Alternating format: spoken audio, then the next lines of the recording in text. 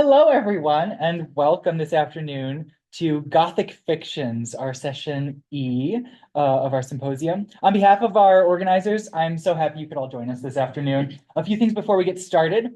First, we do have a symposium code of conduct that is available in our print program. It urges you to use participants' preferred names, nicknames, and/or pronouns while in symposium spaces, and to keep conversations respectful. If you have any questions or concerns that arise during the symposium, please find one of our volunteers or organizers. We are all wearing stickers that identify us. Please be aware that all of our sessions are being recorded and may be posted on our website after the program. While we have tried to build in plenty of breaks for all of us, we understand if any of our symposium participants need to step away during one of our sessions. While we don't have a dedicated quiet room, the library does have a reflection room, which is room 2318 in the southeast corner of the second floor. The nearest restrooms are located just here, next to the Dollnet area and also next to the tech bunker. Vending machines are located on the first floor of the library behind the Bernath Auditorium beneath us. We encourage all participants to use the hashtag GothicPractice2026 when posting about the symposium today. And as this is a symposium focused, at least in part, on creative and critical work, we invite all participants to engage with material both critically and creatively. We encourage artistic and other creations, as well as creative note-taking during all of our sessions. Now, it is my profound pleasure and privilege to introduce to you our next speakers, Ashley Swann and Sinjini Ray, in our next session, which is Gothic Fictions. Take it away.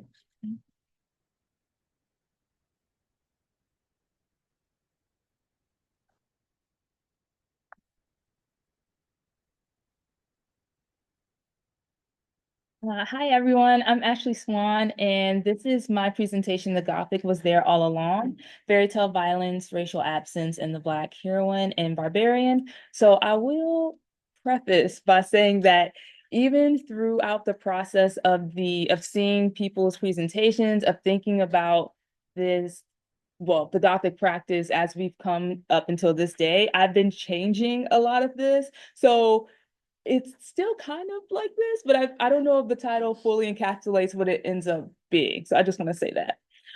Okay, there we go. Okay. So Zach Cregger's 2022 horror film Barbarian takes viewers on a horrifying ride into a labyrinth under a quaint Airbnb that houses more secrets and terrors than we could possibly imagine. So the film's final girl Tess is violently confronted with those terrors and secrets as she fights to stay alive. When I first watched this movie, I was surprised by the way that it was obviously horror, but then there was the gothic, and then there was also fairy tale elements that I saw emerging. And like I said, obviously the horror, there's jump scares, there's bloody violence, and then there's like even body horror to an extent with the figure or the monster of the mother who lives under the house. But however, like I said, there are hallmarks of the Gothic all over this movie in terms of the isolation of the Airbnb, which is located in this like blighted Detroit neighborhood. I don't think there's any other houses that are functioning on the street. And then there is the hidden rooms and the subterranean passages underneath. And then there's the uncanny figure of the mother who doesn't represent the name. So it kind of is very unsettling for us as viewers. But then there's also the fairy tale quality of the film. And then at the beginning of the film, you have Keith, who is like this quasi prince. And then you have Tess herself, who is the fair maiden. And then you also have her going to a stranger's house. So just like Goldilocks or Bluebeard, you have this fair maiden going into this strange place to find things that are kind of unsettling. And so even Andre, the older unhoused man who ends up helping Tess, can be seen as a sort of fairy godmother who intercedes in a way that helps her. Now, this all becomes interesting to me because the convergence of the horror and the gothic and the fairy tale is, I'm not going to say because of Tess's blackness, but I think Tess's blackness makes things more exasperated or more legible, if that's the right word. So these elements exist, like I said, independently of her racial identity, yet the film's decision to center a black woman sharpens questions of vulnerability, captivity, trust, and survival that again already kind of are features of these genres. Okay. So dismissed and disbelieved. So when what interests me the most, however, oh wait, hold on. It's all out of order. Okay, so okay. This becomes particularly visible in the scene where Tess seeks help from the police only to be dismissed. So when she's coming up to the police, again, they don't believe her. And up until this point, I think in the movie, we see Tess as she could be a Gothic heroine. At this point, she's like the fairy tale, the fair maiden, and she's also a final girl. However, this moment also enters or makes clear a very racialized reality that she's existing within. So not only is she confronting the horrors of the monster and the house itself, she's now confronted with the horrors of racism. And so in doing this, Barbarian called to mind other Black texts that center on Black subjects, where scholars have similarly read these works as Gothic, horror, and also fairy tale. So for me, it's like, why are Black texts constantly bleeding through these genres? And that's, again, what Barbarian brought to mind for me. And I would say that after that question, for me, it's like, well, what is the way that Blackness kind of bleeds out of these genres can tell me about the Gothic practice itself? Okay, so the Gothic and the problems of boundaries. I have this graph up here. I know it's so small, but I'm going to talk through it. So to answer these questions, I want to briefly talk about the unstable boundaries that have long existed between the Gothic core and fairy tale. Traditionally speaking, the Gothic is understood as a literary mode and an aesthetic that emerged as a response to and pushback against the Enlightenment period. Well, the Enlightenment rationality in the 18th century. So it is characterized by excess, terror, and haunting. So Gothic texts often mobilize these features through spectral returns, ruins, figures of monstrosities to stage anxieties about history, social order, and subjectivity, particularly through the persistent recurrence of the past and the present. However, a lot of this is often staged through European or kind of Western lenses. And so I would say that, and I'm going to talk about the Black Gothic little later on, but that is kind of, I think, how I'm thinking of the Gothic as I'm arriving to these conclusions. And I would say that also in this sense, because we see the reliance on excess, distortion, and repetition, and ultimately destabilization, the Gothic becomes an umbrella for concepts such as the uncanny and the abject. So historians have also placed the Gothic and history, not history, and the horror itself as starting with the story of the Castle of Otranto. So they said that although that novel is Gothic, the horror itself is a byproduct of it. Now, again, not everybody believes this, but that's what some horror scholars have placed it in. While others have also traced horror back into the ancient Greeks and Romans, although again, they don't want to limit the genre to that time and place.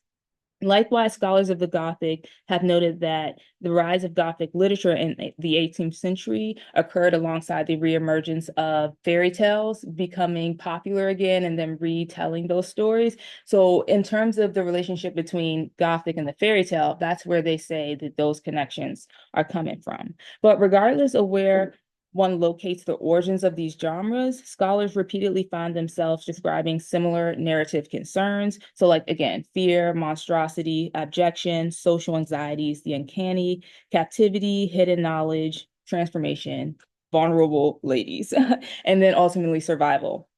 But the point here is, again, not to determine what genre came first. I just want to make it plain that the Gothic has always been, or consistently has been attempted to be defined in some ways, and then is not able to be. It kind of resists all of those things. But I think most importantly, I guess for my scholarship, I would consider myself a Black scholar, a Black studies scholar, I should say.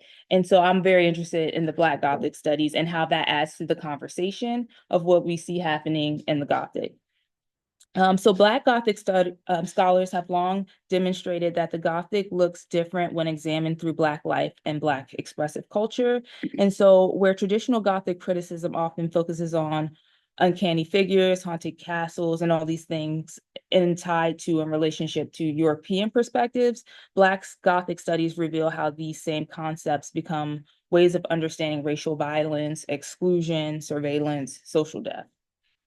And so I have a quote here from Scott Derrick, Derek Scott. And so he says, Blackness is lived, but it is also representation. So Blackness is a representation of rather recent historical vintage.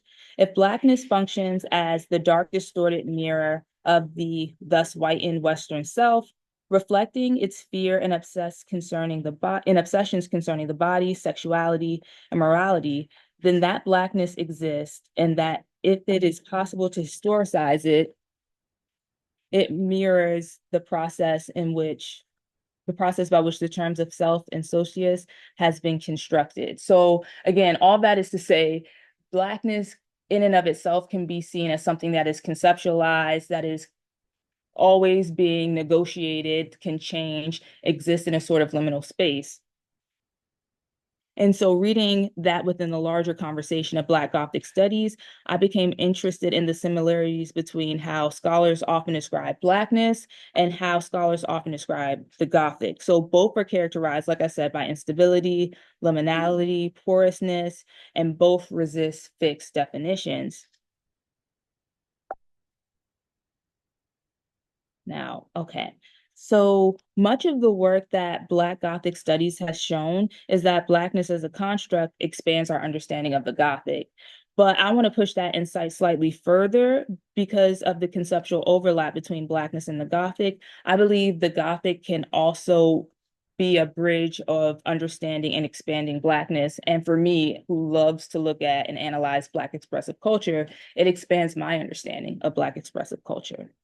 So in this sense, Gothic practice becomes more than an aesthetic genre or collection of motifs. Instead, Gothic practice operates as a form of bridge work. It stages encounters between self and the other, human and monster, captivity and freedom, life and death, past and present. And rather than stabilizing boundaries, Gothic practice repeatedly exposes their instability. And so just some examples of this, in which I saw like the fairy tale happening, the Gothic happening, horror happening. And then other scholars have also talked about these works in the same way, um, are Charles Chestnut's The House Behind the Cedars and Hannah Craft's The Bondswoman's Narrative. And so, for example, in her article, Passing as Cinderella, Abigail Heininger discusses Chestnut's The House Behind the Cedars and crafts the bondswoman's narrative as a revision of Cinderella. And basically through their figures of passing, so there's two figures in each novel who are passing for white. Both of these figures of passing exposes the failure of the magical transformation to produce a happily ever after, because both of these characters inevitably end up dying in the end, rather tragically. And so not only does it expose the failure of the dream itself in the fairy tale, but also the dream of the American dream.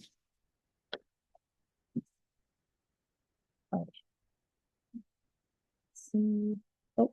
And at the same time, these works have also been read as Gothic. So again, passing is both something that you see as transformation in the fairy tale, but also passing is seen as something very Gothic. And when you're looking at it from a Gothic perspective, just for the fact that like even in the novel itself, in The House Behind the Cedars, I believe the character who is passing for white, her Blackness is like a skeleton in the closet.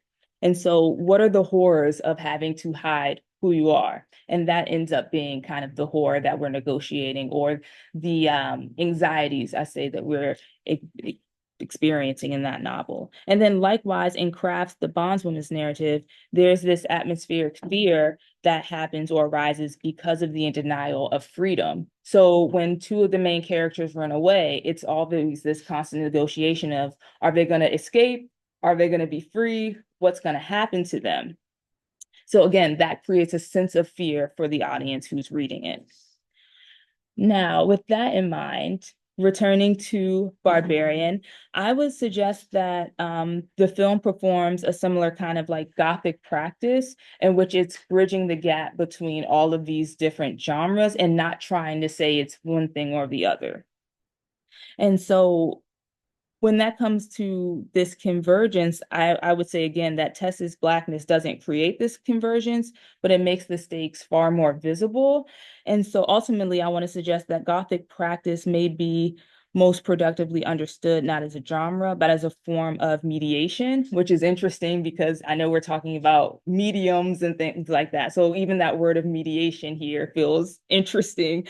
But it is a bridge that allows us to move across categories, identities, histories, and possibilities. And I think Black expressive culture does not merely expand our understanding of the Gothic, but I think the Gothic can in turn be used as a sort of framework when you think about it as a bridge that can expand the understanding of Blackness and specifically in what are the possibilities for Blackness? What are the possibilities even beyond kind of these slave narratives that we see with the bondswoman's narrative, beyond these even like stories of passing, like what are the opportunities that Black people can create for themselves? What kind of worlds can they create for themselves? And how can Gothic and practice be used as a throughway for that? Ooh, okay, that felt like such a ramble, and I was like, but thank you for listening to me, you all. Yeah.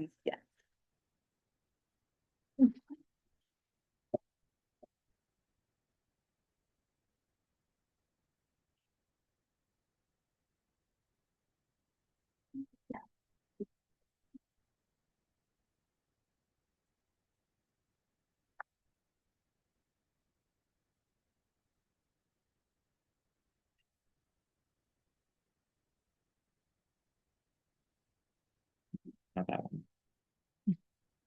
Hmm. There we are. As you.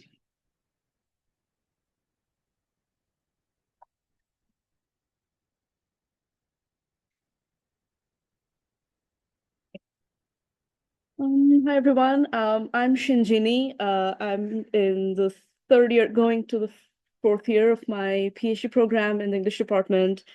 And this paper, it kind of started out as a potential part of one of my dissertation chapters. And then now I don't know if it will land in the dissertation anywhere, but it's still very interesting. I'm also going to present it to to another um at another conference. So yeah, hope you'll like it or find it interesting. And of course, any comment criticism is welcome because I'm still trying to develop it.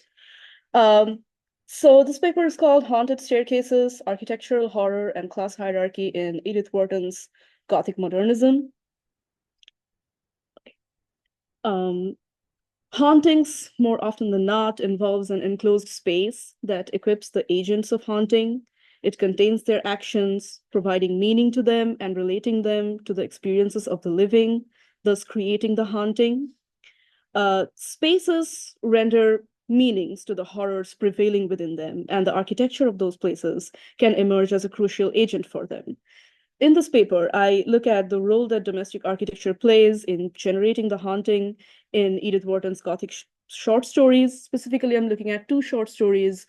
The first one is The Lady's Maid's Bell, and the second one is called All Souls. I argue that these stories use the architecture of the domestic space to reveal classed and gendered violence against domestic servants. I argue that the liminal social status of the servants is often reflected in the domestic spaces that they traverse through, which in turn become a mechanism for the haunting that the spectral counterparts of these servants generate. Before going into the studies, I would just like to talk a little bit about Edith Wharton's status within this within the framework of modernism.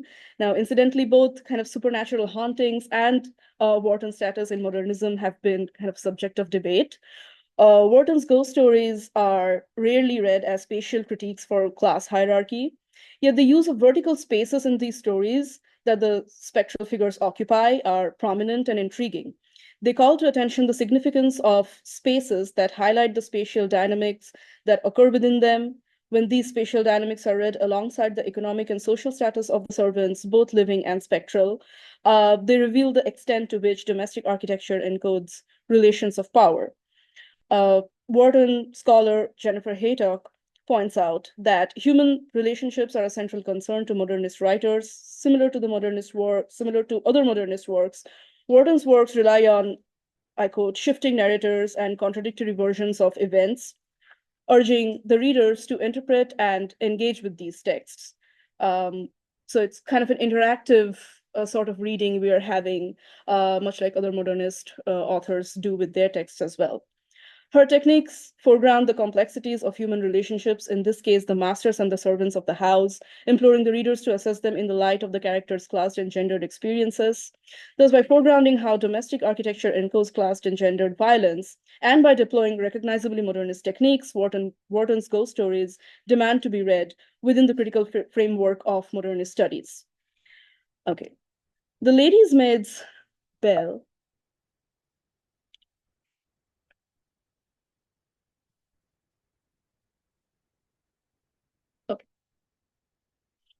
So The Lady's Maid's Bell, first published in 1902, revolves around the experience of Hartley, a lady's maid, desperate to find work after a bad case of typhoid. She is referred to the Brimpton household by a former employer, wherein after moving in, she encounters the ghost of Emma Saxon, the previous lady's maid for Mrs. Brimpton. Emma Saxon, who's apparently dear to the fragile Mrs. Brimpton, seems to return to make a last attempt to save her from the fate of succumbing to the ill treatments of Mr. Brimpton, albeit unsuccessfully. So we kind of see Emma Saxon's ghost coming and going, trying to interact with Hartley, the protagonist, but she cannot really do anything other than kind of summon her and ask her to follow her to various places. And we're kind of, by the end of the story, we're kind of left wondering what exactly was she trying to do? Like, what was she trying to achieve at the end? Because yeah, like her attempts don't really succeed. And other than like just kind of calling Hartley, asking her to follow her, we don't know why she was asking her to follow her. What was Hartley supposed to do by following her? All of those things are kind of shrouded in mystery. In All Souls, written in 1937, the year of Wharton's death, Sarah Claiborne's huge colonial house, Whitegates Manor, is left deserted by the servants on the morning after the All Souls' Eve. The absolute void created by their absence and the silence throughout the house generates the horror that leaves the mistress both emotionally and physically paralyzed. So there's no ghost appearing over there. It's just the servants have just deserted the house, and that huge house with no servants at all, with the owner, Sarah Claiborne, just left to navigate alone, is what generates the haunting in the story. In The Lady's Maid's Bell, Brimpton Place is not merely the setting of Emma Saxon's haunting, but the very condition of her continued presence.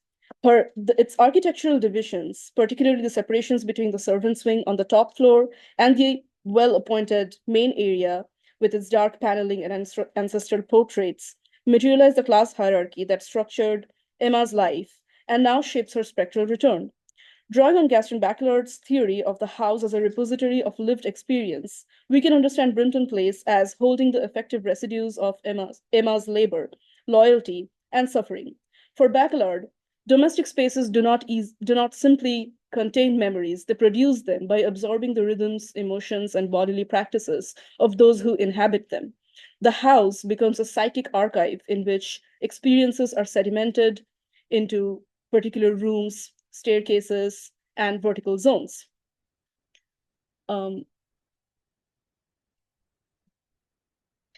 This is especially crucial in the context of servants whose daily movements, routines, and embodied labor are confined to the upper floors, back corridors, and other liminal passageways of the home.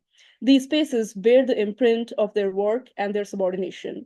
In Wharton's story, the vertical organization of Brimpton Place preserves these histories. The servants' quarters on the top floor become a spatial register for their marginality, while the main floors reflect the authority and comfort of the Brimptons. And the top floor, the passage, the hallways and the passages of the between the servants' wings is effectively where she encounters Emma Saxon's ghost. Hartley encounters Emma's ghosts mostly. Okay. Emma's ghost emerges from these architecture as the embodiment of the house's accumulated experiences of domestic labor and class oppression. This is why Hartley's initial admiration for the house quickly gives way to a sense of suffocating unease. She's not responding to her own memories, but to the affective traces left by the working bodies who preceded her. The house's atmosphere is produced by these embedded histories, and Emma Saxon's spectral form becomes their most visible expression. In Bachelorian terms, Brimpton Place is a structure that remembers, and its memories are those of the servants whose lives are shaped and constrained by its architecture. Linda McDowell's theory of gendered space and embodiment further illuminates how Brimpton Place produces the conditions of Emma Saxon's haunting. McDowell argues that domestic architecture is never neutral. It organizes bodies according to gendered and class hierarchies, naturalizing women's labor and rendering servants both indispensable and invisible. The spatial segregation of the servants' wings, the back corridors, the upper floors, in the Lady's Maid's Bell exemplifies this dynamic. These are spaces designed to contain and discipline the bodies of working women, restricting their movements to liminal zones, where they are present but unacknowledged. Emma's spectral form emerges from these marginal spaces, displaying signs of restricted mobility, strict regulation, and fear that she was subjected to. It becomes very clear through various interactions that Mr. Brimpton is not just abusive towards his wife, but he is totally in the habit of like sexually and physically exploiting the servants, the maids of the house. Her haunting is therefore not merely supernatural, but spatially produced. The architecture that once regulated her labor continues to shape her posthumous presence. Hartley's own embodied unease, her breathlessness, her sense of being watched, her relief upon leaving the house, reveals how the gendered and class power inscribed in Brimpton Place persists as an effective force.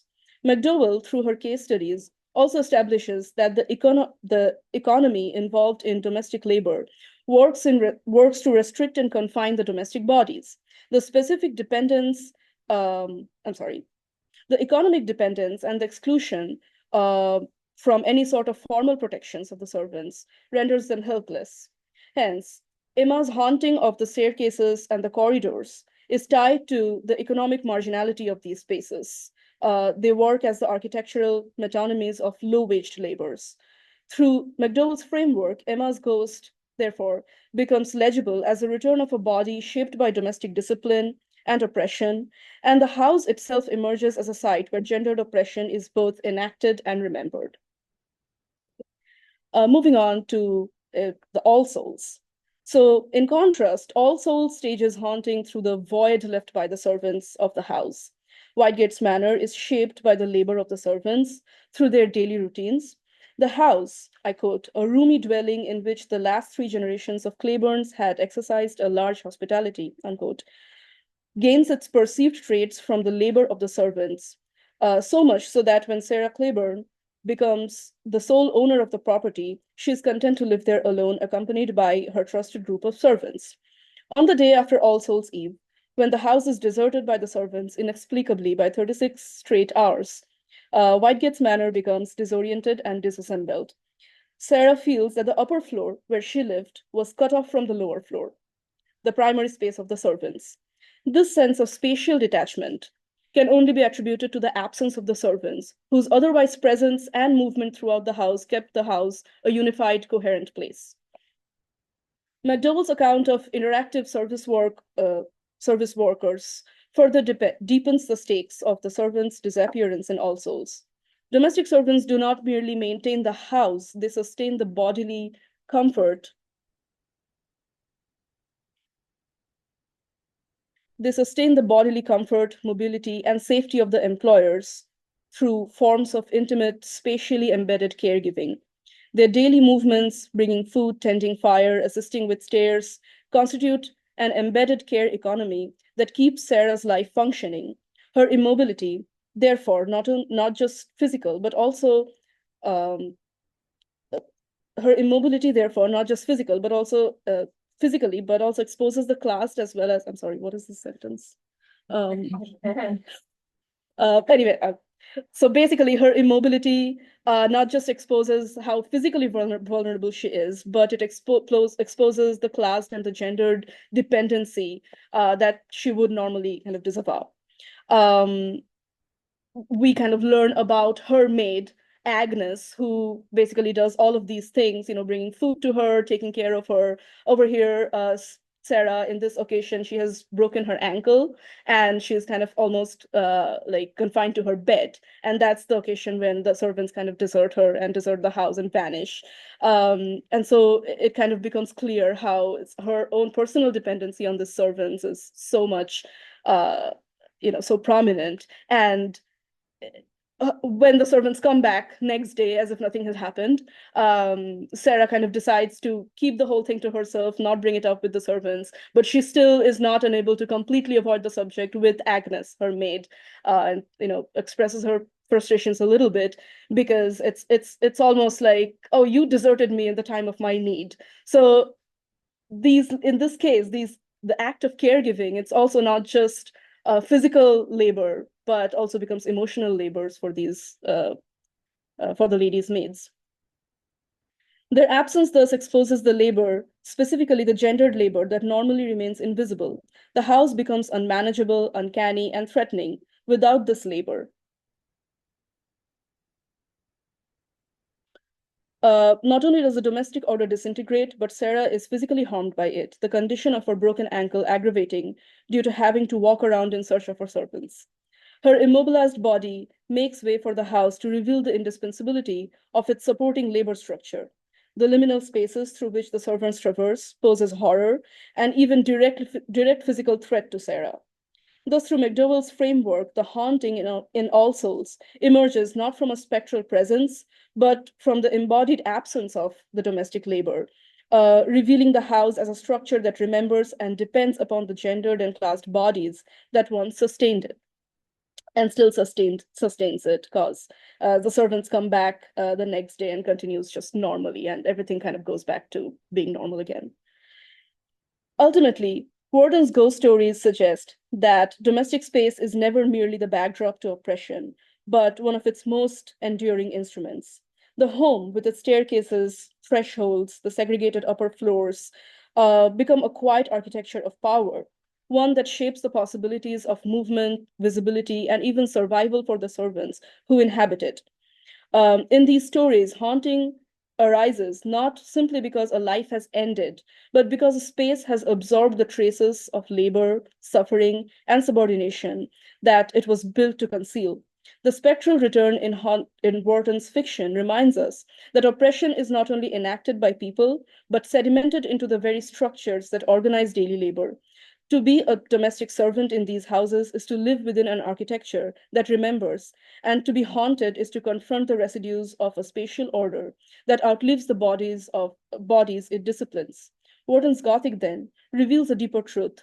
Spaces do not merely contain oppression, they perpetuate it long after the servants themselves have disappeared. Thank you. I know, there's a bit of this. Yeah.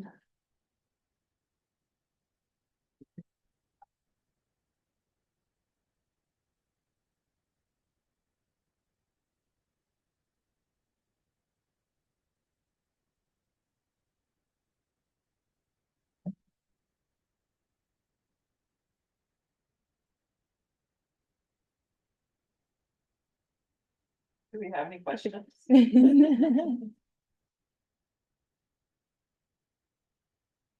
Or any online? Yeah.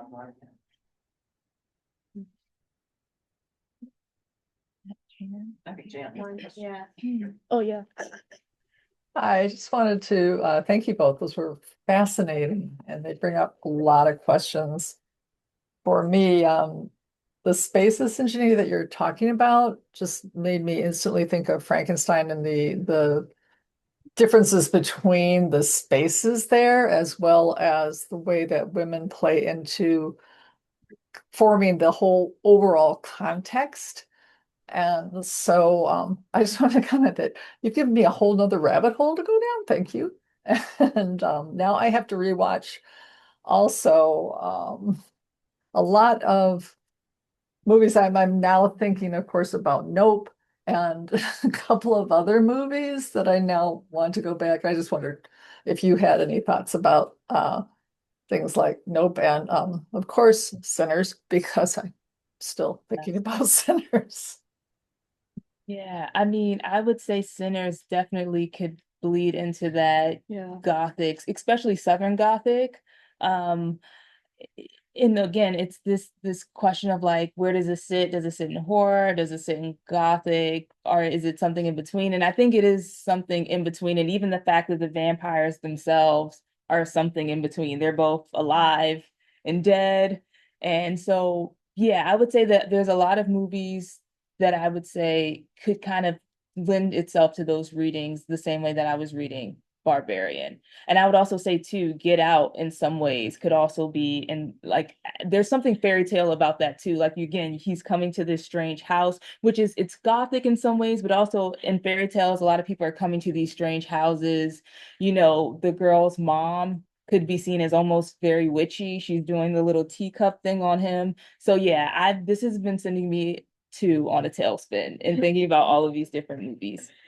I'd just like to add that one of the things that we talked about after we watched, because we watched Sinners very recently, that you were talking about how knowledge is like one of the, were you talking about it? Or Oh yeah, yeah, someone the else? Yeah. knowledge or like hidden knowledge Yeah, becomes and like essential. how they portray that the I think the Native American people come and they have this knowledge of who these people are, Yes. and they're trying to make them aware.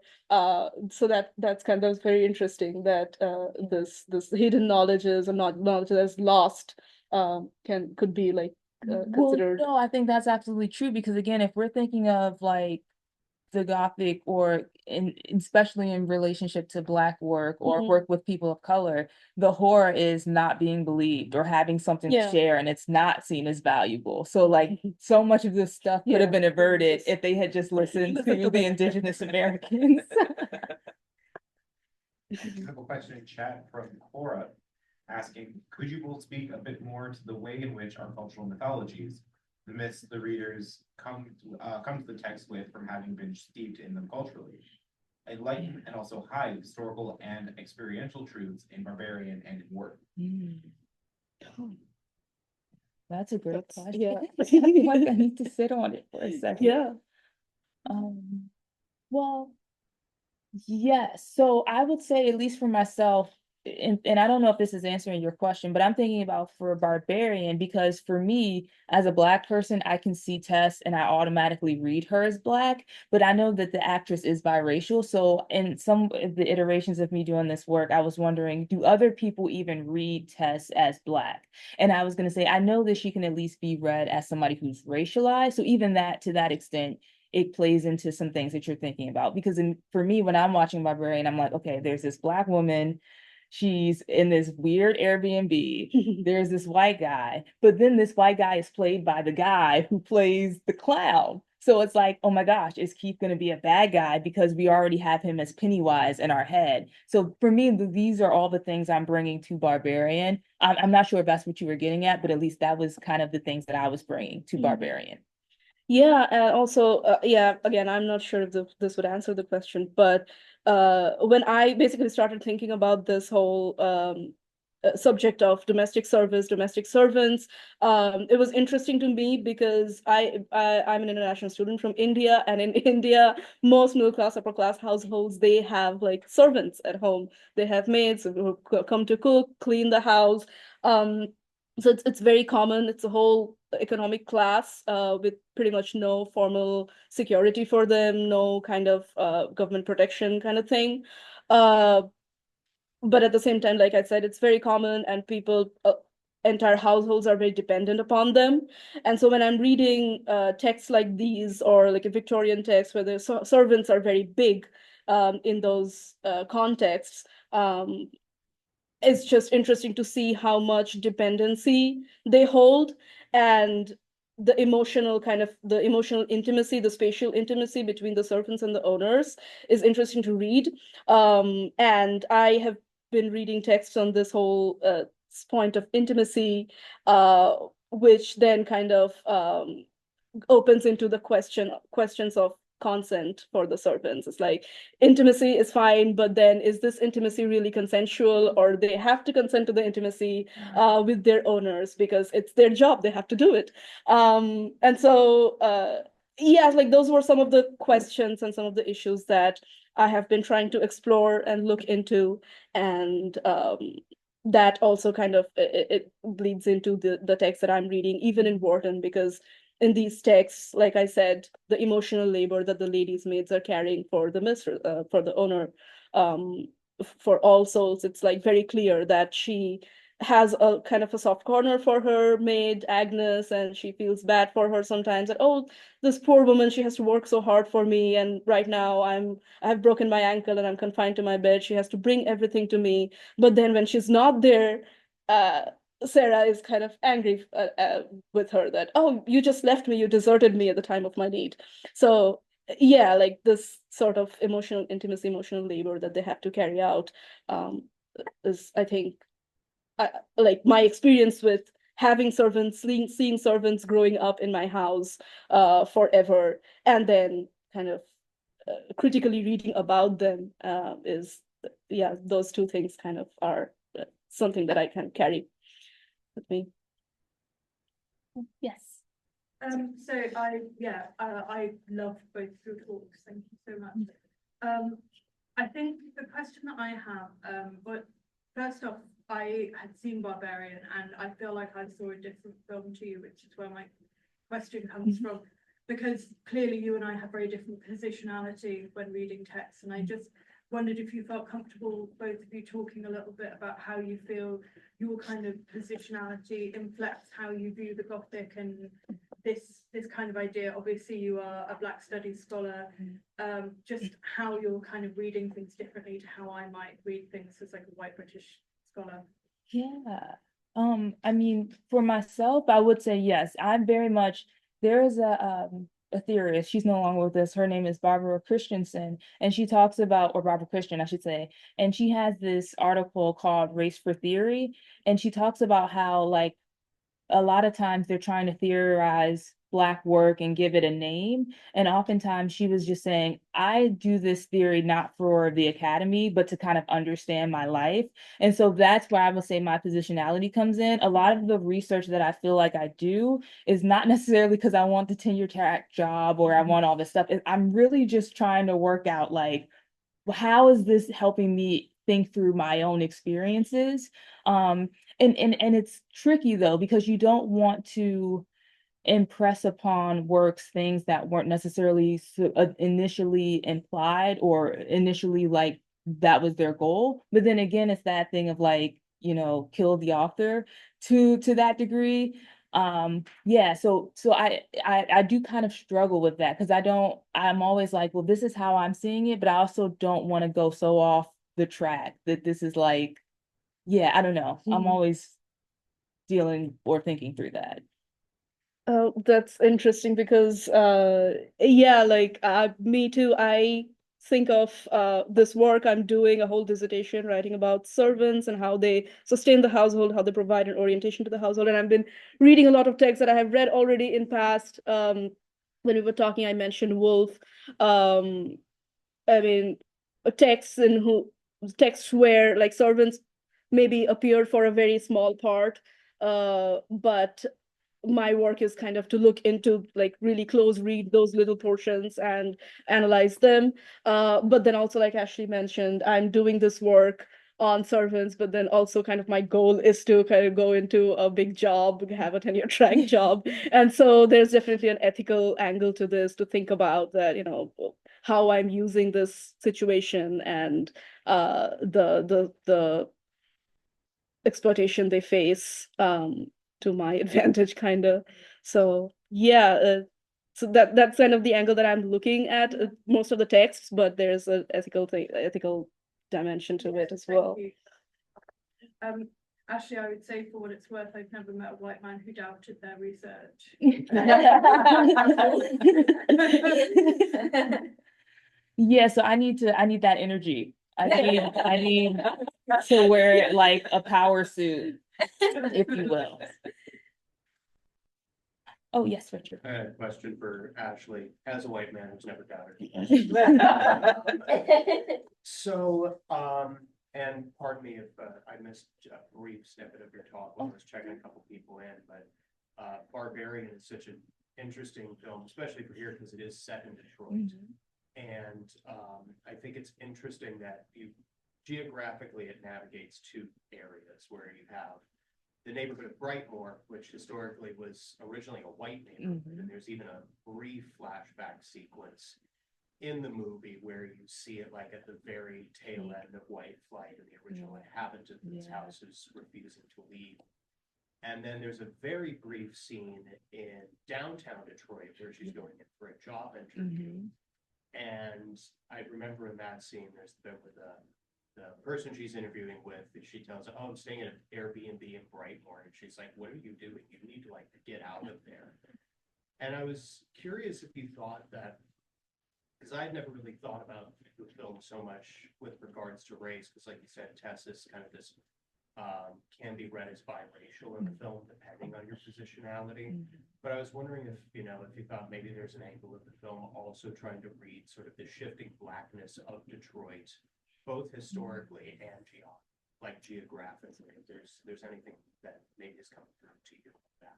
Yeah, well, to that end, I think it does speak a little bit about that because Justin Long's character still has the Airbnb there. He's still trying to make money in this area that's been kind of like devastated by white flight. But then to your point, and even if you just live in Detroit, you've seen the gentrification that's been happening. So it is this weird kind of like, it's interesting that the downtown looks so nice because of course you've got the high rises and things like that. And then you go into the small little suburban town and it's used to be suburban and then it's decimated. So I think it is maybe in a way grappling with that. And I mean, and this is again probably a reach, but even the fact that like her biracialness could also be a testament to this again, liminality. Like in some ways she's probably privileged because she's biracial and light skinned and has proximity to whiteness. But then so even the fact that she's like, girl, you need to get out of there.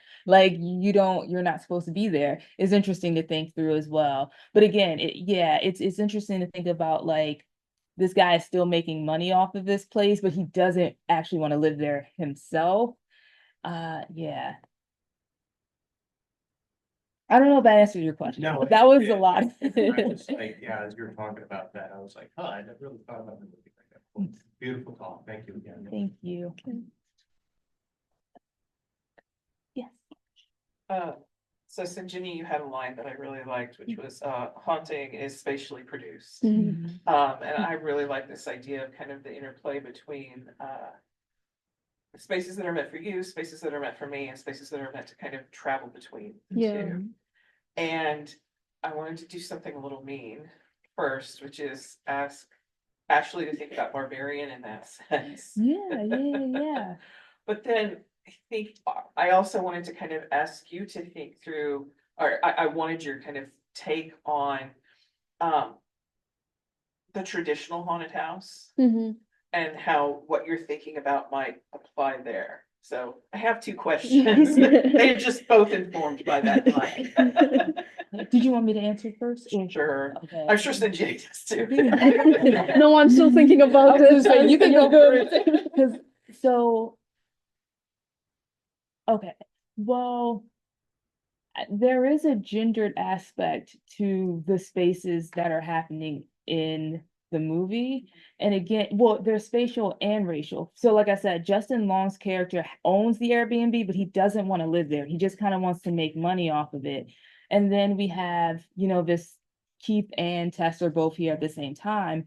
But again, this idea of like, as you go down deeper, things get, again, of course, physically darker and scarier, but also the depths of the knowledge that Tess is getting about this place. She sees the tapes, she encounters Mother, Keith gets his head, I think, like bashed in or something like that. So there's all of these kind of like horrors that are happening.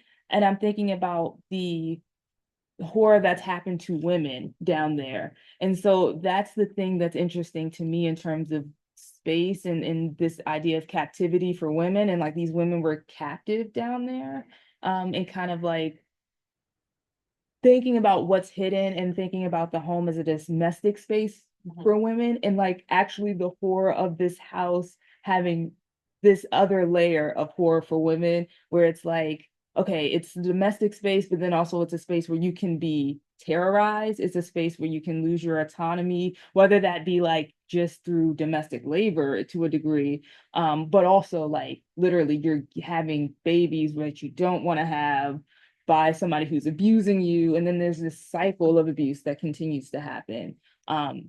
Yeah, so that's how I'm kind of thinking about space. But I also want to think about the time where, if I'm remembering correctly, where Andre, or the guy who's unhoused, what it means to like be in the forest and not be in this house, and how that was a little bit safer than the house. So to think about how that space was safe for Tess, or safer than the house was at that moment, which is again interesting because the house is supposed to be your safest place, and it was not at all. That was long-winded, I'm sorry. No, yeah, and I will just kind of draw the thread with what you ended. That's also how I'm thinking for a lot of it, is that the house being conceptually kind of seen as a place of like nurture and warmth and love and all these things, and then kind of houses, especially haunted houses, kind of breaking that notion completely. And then if I look at servants, that's also what's happening with servants, because it's their workplace, it's not their house. But although they're also living over there for in many cases, but yeah, they cannot be as much at ease and have as much comfort in that place, because they're working over there and they can be called to work to serve the owners at any point. But yeah, what your question made me think was, for a very little portion, I was talking about the economic liminality of the servants, and how these places that they occupy often are not just spatially liminal, like passageways and staircases and like very narrow hallways, but they're economically kind of liminal, because they have less heat, less warmth, less light. I think the first place where over here in the first story, Hartley encounters the ghost of the previous lady's maid is like at a little nook in the passageway of the servants wing, where she's just there and she just sees her that, oh, in this little nook, and then she can easily dismiss it. That, I mean, the other servant who was like guiding her to her room doesn't see her, and so at first she can easily like dismiss it, saying, oh, she was standing in a little quaint corner, so it's just possible that this person just didn't see her. So those like spaces that the servants occupy are very much economically liminal.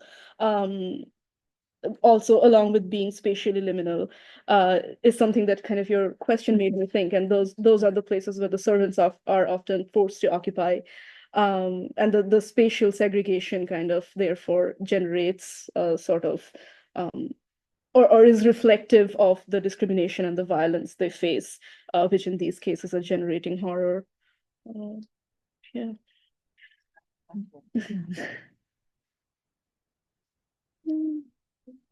Any other questions? Yep, we have a question from Jan in the chat.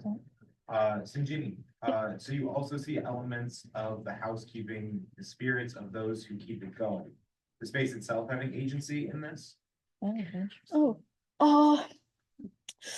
mm, Oh, well, I would argue that the space, the way it has been designed, the way the architecture has been designed kind of contributes to it. Like that's the whole take on it. Because in many cases, kind of what I see or I feel is that the architecture was meant to kind of keep them hidden or keep them out of the public eye, confine them. But then in case of the Gothic or the horror, those spaces are the ones that are, making the way for these spectral presence to happen. So I would say that the space, the way it has been designed, and the design has obviously been done by the upper class. So those spaces, yeah, they kind of have an agency in this way, that in the sense that they contribute to the haunting that happens, and they make way for the spectral presence to occur. Yeah. Thank you. That's interesting. Thanks. Question for Ashley. Yes. I was just curious if you found any interesting significance behind how Tess, being a person of color, was like the only one who survived at the end, and like all the white guys died and everything. Was there anything significant or that you found in that, or how that relates maybe to Gothic or anything? Yeah, well, I mean, I guess in some ways it's interesting because you want to say it subverts the horror genre in some ways because there's that stereotype that the black person always dies first. I mean, I think the unhoused black man did die, unfortunately. But yeah, so it's and again, it's this kind of occupation of spaces that Tess is holding that again it makes it so interesting because as the final girl, we expect her to survive by the end of the movie. But again, because she's black, or you can read her as black, you're like, well, is she actually going to survive? Because we don't have a lot of black final girls. So yeah, that's interesting to think about. I do wonder what Zach Kreger's aim was with that. Like, how much was he aware of the kind of like racial dynamics of choosing her? And in some way, yeah, I don't know, because that is interesting. I don't know how much he's thinking about this.